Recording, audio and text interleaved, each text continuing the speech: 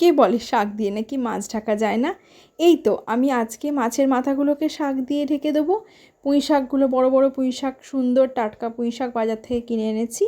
আর এনেছি কাতলা মাছের বড় একটা মাথা, ছোটো ছোটো করে পিস করে নিয়ে এসেছি, যেগুলোকে ভালো করে ধুয়ে নুন হলুদ মাখিয়ে নিয়েছি আর ভেজে নিয়েছি। আর ওদিকে শাকগুলোকেও কেটে নিয়েছি।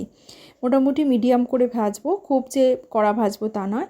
ওই তেলের মধ্যে জিরে আর তেজপাতা ফোড়ন দিয়ে আমার বাড়িতে যে যে আনাজ অ্যাভেলেবেল ছিল, যেমন কুমড়ো, বরবটি, আলু, এগুলোকে দিয়ে দিয়েছি। দিয়ে খুব ভালো করে ভাজা ভাজা হয়ে গেলেই এর মধ্যে আমি পুঁই শাকগুলোকে দিয়ে দেবো। ব্যাস, পুঁই শাকগুলো দিয়ে এইভাবে নাড়বো, পরিমাণ মতো নুন মিষ্টি দেবো, আর দিয়ে দেবো একটু আদা বাটা, আর দিয়ে দেবো লঙ্কার গুঁড়ো, হলুদ গুঁড়ো। ব্যাস, এইভাবে মোটামুটি জল শুকনো হওয়া অবধি অপেক্ষা করতে হবে। আর তার মধ্যে মাছের মাথাগুলোকেও দিয়ে দেবো। ব্যাস, মাছের মাথাগুলো ওই শাক দিয়ে ঢেকে দিলাম। আর কি চাই, বেশ গরম ভাতের সাথে একদম গরম গরম সার্ভ করো পুঁই শাক দিয়ে মাছের মাথা, কাতলা মাছের মাথা। অসাধারণ লাগে, দুর্দান্ত লাগে, একটা পুরনো দিনের রেসিপি। খুব ভালো লাগে গরম ভাতের সাথে খেতে, দারুণ টেস্টি। বানিয়ে দেখো আর জানিও কেমন লাগে। ঠিক আছে, টাটা।